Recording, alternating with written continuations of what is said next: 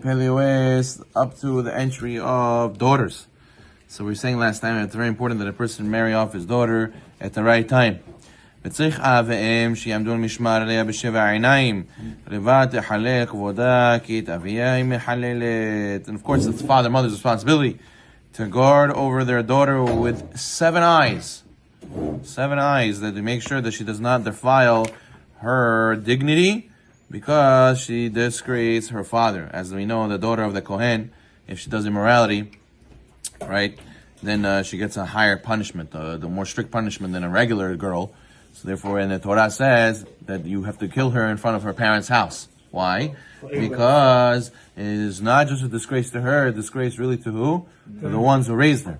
The ones who raised her. So a person has to know that really it's a disgrace not just to herself, but rather to you as well, if something happens to her. So therefore,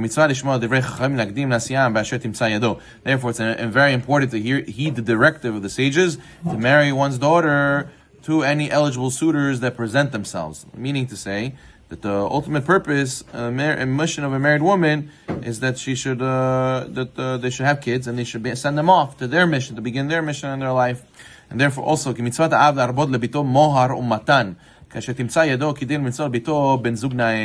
also incumbent on a father to increase the marriage settlement and wedding dowry available for his daughters, to make it that the suitors should go and want her, and to make it that he should secure a marriage partner for his daughter. And that time, back in the day, money was hard to make, and therefore people were a little bit scared to take upon themselves the expenses of having a wife. So when a father used to go and find a suitable guy, he used to motivate him by giving a nice dowry and promising certain conditions, like they do today by many Ashkenazim that the father-in-law supports and he helps in the beginning, in order to make it that he should get a Talmid Chacham for his daughter. As the sages say in Sechet Psachim, Daf Memchet, that Leolam Yimkor Adam Kol Ma Sheyesh Lo, Kol Asher Lo. A person should be always prepared to sell all he owns in order to be able to marry off his daughter to a Torah scholar. Why?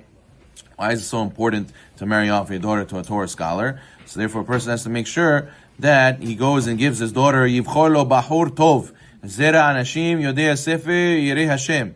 At the very least, you should choose an upstanding boy, distinguished offspring who is learned and possesses fear of heaven.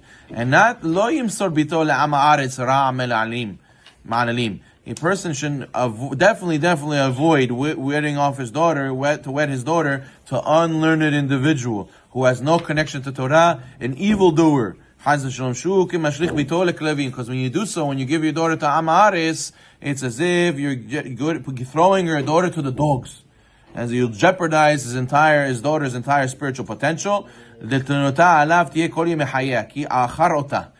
She will harbor grievances. She will have ill feeling against her father all her life, who made her marry off to this guy. And what? One who troubles his own flesh is cruel. It's cruel to do this, to force the daughter to marry such a guy who's Am Haaretz. And it says, as the Gemara in Sechet Yevamot, Mitun nesev itata. So therefore a person has to be deliberate and check that the Yirat Shamayim. A lot of times people make the mistake. They say to his daughter, "Hello, Sushmiya, you gotta marry Dengi. Dengi, yes, sure, that's it. Barber, jeweler, you're gonna have a very wealthy husband. I don't want to hear problems. He's gotta take care of you, And he has to be from a famous last name. He has to have money, good-looking guy. So that's it. Everything else is good. And I know his family's last name. So the main thing is he Yodei Sefer? Does he know what it means to sit with a book? Does he know what it means to learn? Does he have Yirat Shamayim? Does he value mitzvot? Does he put Hashem's interest over his? Does he have Ben Adam L'Havero? How does he talk? The Gemara says that a person who marries off his daughter to Am Haaretz is as if he tied her in front of the lion.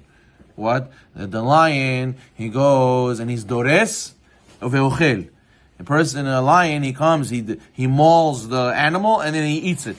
Right? Chas Shalom, the husband who's Am Haaretz is going to do the same thing to the guy's daughter. He's going to maul her. He's going to go and put her down. He's going to berate her. He's going to go and abuse her. Chas Shalom. He has no midot, no Yirat Shamayim. And then what? And then he's going to eat. He's going to go and want to, be close to her and love her as if nothing happened. To go and get what he wants from her, get intimacy from her as if nothing happened. So what? You're going to tie her in front of a lion. You're going to make her miserable. Tie her in front of a lion. You're going to make her miserable. No, it's good. He has money. It's okay. No, it's not important. It's so important. Parnasah is important for it to be able to support your wife, but it's not the most important thing. The most important thing is that what? He should be a good guy. What's going to happen if he has a lot of money and then he loses all his money? Then he becomes depressed and he doesn't know what to do with his life, and he sits home all day and he fights with you. He doesn't know how to pick himself up. He doesn't have, the motivation. What if he has old money? What if it's not even the money that his father made? His father made all that money. So does that mean he knows how to make his own money? Now he's going to go and carry his whole family even though something happened? So a person has to know it's not about just what he has. It's about what he has inside of him. It's a person's personality, a person's motivation, a person, how he looks at life. It's a person, how Yirat Shamayim he has. If he's connected to a rabbi, does he have a rabbi? If he doesn't have a rabbi, so who knows? He might be making mistakes left and right with family decisions and for the kids and for how to treat a shalom bayit. Who does he have? Does he care for to ask halacha questions? Does he go to shul regularly? Does he daven? Does he learn? All these questions the person has to know. You can't just say, "Oh, I know the family and he has a lot of money. It's very good." And then what? The divorce rate. We force up the divorce rate. And what? The father says, "No, this is who you're going to marry." So that's it. I don't want to hear anything else. And then she's suffering all her life. So therefore, yes. In the previous generations, the baburia used to call the other baburia, and that's it. They used to go for tea. You saw her, so that's it. This is who you're marrying. It was. People were able to be good like that. They were able to handle it. They understood more or less. People were very, very dignified in derech eretz.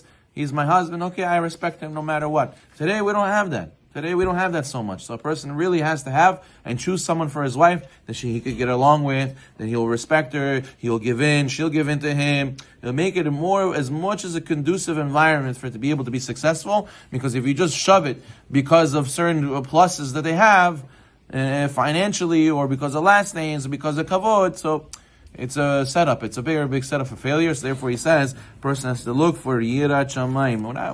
All the Rebbeim, all my Rebbeim, when I was going out, they all told us, you have to look for Yirat Shamayim, and a girl for tzniut. For a guy, it's learning. The equivalent of learning for a guy is tzniut in a woman. The Rashi says that the second zivug is based on zechut. Rashi says, what's the zechut? Tzaddik to tzaddiket, right? Tzaddiket to tzaddik, and rasha'it to rasha. So Rashi says, what's the tzaddiket? Rashi says, snua.